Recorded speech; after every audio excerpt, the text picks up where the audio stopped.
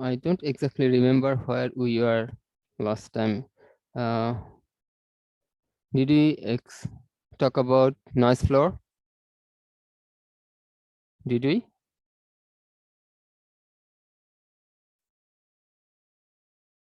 We did probably, right?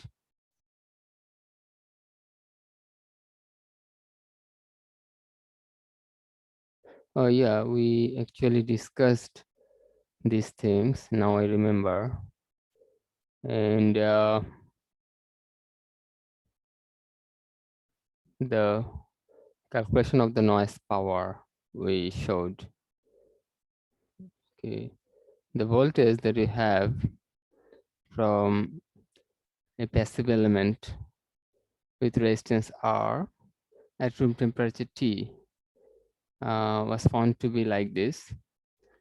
And when it is connected to something else, let's assume that we have maximum power transfer. So the connected resistance is also R. And the noise can have components at different frequencies. So if you assume that we are considering a frequency range of B, okay, then we need to actually show a filter in between. The power that is delivered to the part connected to this passive element can then be like this much Vn by 2. Okay, this, I mean, the current is V Vn by root 2. Vn is the RMS voltage. Vn is the RMS voltage. Okay. So the RMS current is Vn by R, and I square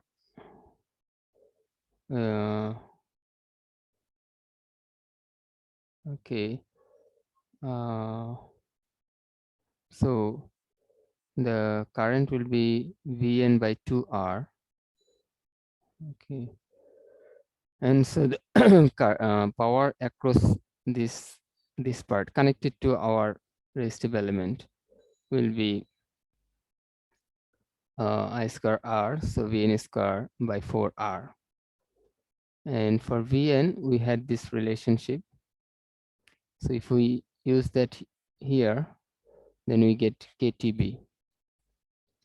So the power that we can get from a resistive element can be shown by this value KTB, or we can consider a circuit, okay, which may not be connected to power, or it may be connected, but nevertheless we have some noise generated because of this thermal vibration, and this noise power generated can be shown as KTB. You can also calculate in dB. K, the Boltzmann constant, has this value, but in dB, if you just take 10 log, 10 times 10 base log of this value, then you will get this value. For noise temperature, if it is 75 degree Kelvin, if you just take the same way, 10 times 10 base log, you will get this value. I mean, these are just example values. 27 megahertz, you'll get. The receiver noise power, we consider this in the whole receiver, we have this condition. So the total noise power generated in the receiver will be minus 135.5 dBW. Now, noise figure is a parameter to actually to estimate how much noise is added by a block in the circuit. At the input of the block, if you have the SNR, SI by NI. At the output, you should have some additional noise, some noise that is added by this particular block. So SNR should degrade at the output. Now the ratio between the SNR of the input side and the SNR of the output side is called the noise figure for that particular block. And that should be larger than 1, you know, because the SNR should be better at the input side. Yeah. Mostly you can consider the thermal noise added by the block degrading the SNR. Like here, you have a noisy network, okay, for which the noise power you can consider KTB, and by G here, the gain is indicated. Okay, it's considered an amplifier stage. Okay, so you have some gain. The noise power is also amplified. Okay. The SNR at the input and at the output, it's like this, which you can, and then the noise power you can calculate this way. Now, we can consider two types of cases. At this juncture, we will talk about two different types of challenges. Earlier, when we discussed the radio planning for GSM, we showed how the interference can be generated by your own deployment. For the purpose of greater, attainment of greater bandwidth, you reuse the bandwidth chunk, okay, or you don't have indefinite size of bandwidth available for operation. So you have to chop the available bandwidth into pieces and reuse them.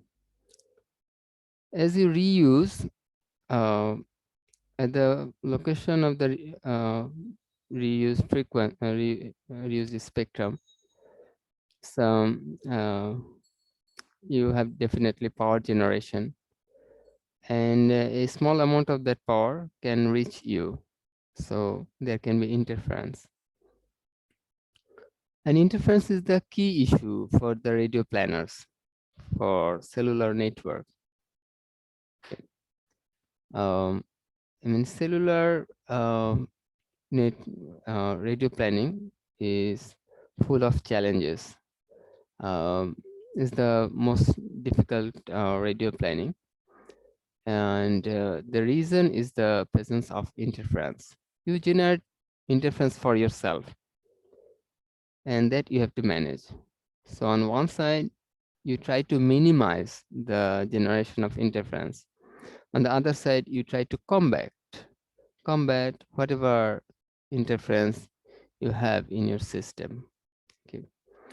But anyway, the CINR or SINR, these are similar terms.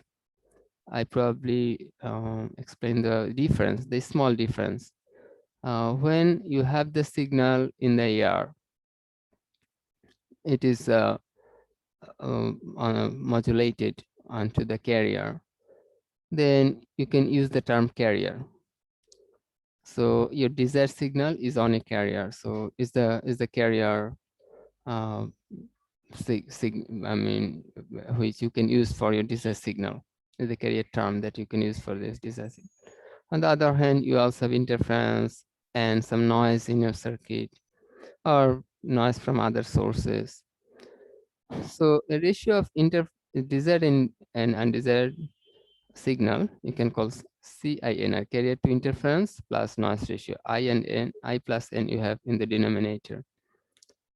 But when you receive the signal and you demodulate, you remove the carrier. Okay, then you have your information signal, and you definitely have interference and noise. Okay, that you cannot actually remove that easily.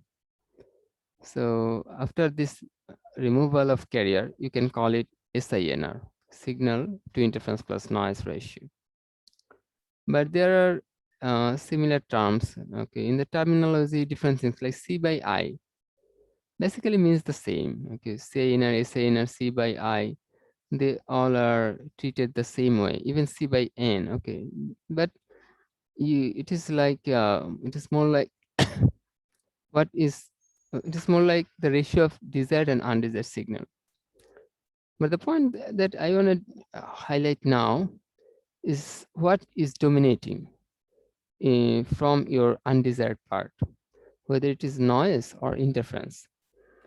In our in our previous case for cellular radio planning, we found that interference is the I mean interference can be actually vigorous. Okay, at in close distance, you may actually reuse. So interference power can be significant, and that can be your real life problem. But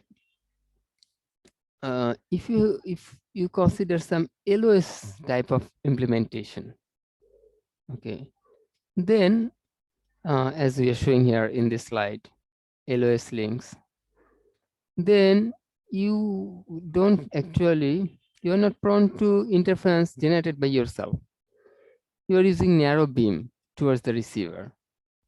This beam does not spread the signal, and it doesn't reach another implementation. So you may be using the same frequency somewhere else. And if you also have LOS there, then these two LOS links won't interfere each other. Okay. So you actually may now ignore the impact of interference. However, the noise you have anyway. So the interference can be lower if you still have interference. Interference can also be from other sources. It doesn't always have to be generated by yourself. Okay, maybe somebody operating at a near frequency has some spurious uh, emission. I mean, his filter quality is not good, so that can interfere your operation. But all these interferences may be negligible when it is LOS type of implementation. Or in other words, you do have noise, but this noise power is now higher than your interference. Okay. Now, how you find out what the capacity of your link? Well, in the beginning of this course, we talked about the baseline Shannon's capacity. We found there the capacity, okay, or the data rate that you can deliver depends on SINR, or I mean CINR, or whatever, the ratio between desired and undesired signal.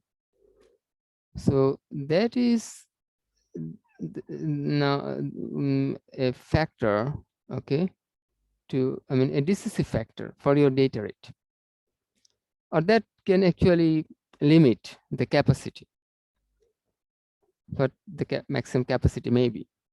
Okay, of course your technology level also plays a role here, but for a particular quality of technology, this SNR will dictate your data rate, or I mean the quality is limited by your SNR level. But in the case of SNR, if you consider the desired power fixed, okay, I mean desired power you have set as much as possible, then the noise, okay, the denominator is something that is limiting the capacity. And in the case of LOS links, that is mostly noise. I mean, interference may be much lower than noise, and you can ignore the interference. Okay, compared to noise, it may be insignificant. So mostly it is the noise that is limiting the capacity of your LS link. Okay, so it is you can this link capacity is limited by the noise, and then you can call it noise limited links. On the other hand, if you have non-LS links with frequency reuse, okay, and cellular case is the most suitable example here, then interference will overpower the noise. The noise is actually very low, the interference power, the example values we showed earlier, if you look at them closely, those power levels are very low, but this noise interference levels are not. Okay, so that will be much higher. When you have the interference, it is much higher than the noise, and the noise will then be negligible compared to interference. So the capacity will then be limited by the level of interference, assuming that you have some fixed level of the desired signal power. So you can call now the radio link to be interference limited. So the radio link can be noise limited or interference limited, okay? Depending on actually the LOS or non-LOS type. Okay, also, I mean, you have to closely look at your condition. Okay, but basically it is LOS and non-LOS. The way you can plot, okay, we have it. By the way, do you see the slide? You can hear me, right? Guys, do you hear me? Yes, sir, we can hear you. Okay. Yes, sir. Okay, now on the left side, you can see a noise limited line. On the right, it is interference limited. Okay. In the, I mean, when you have significant interference, the noise level is pretty much the same everywhere. The receiver has some thermal noise. Mostly that is what we mean by noise. And that you have the same. So when you say interference limited, we have this interference in addition to the noise. Okay, so the overall condition is worse then. So on the left side, see you you can set the maximum distance between the transmitter and the receiver in a way that the further you go from the transmitter, assume that your receiver is gradually moved rightwards.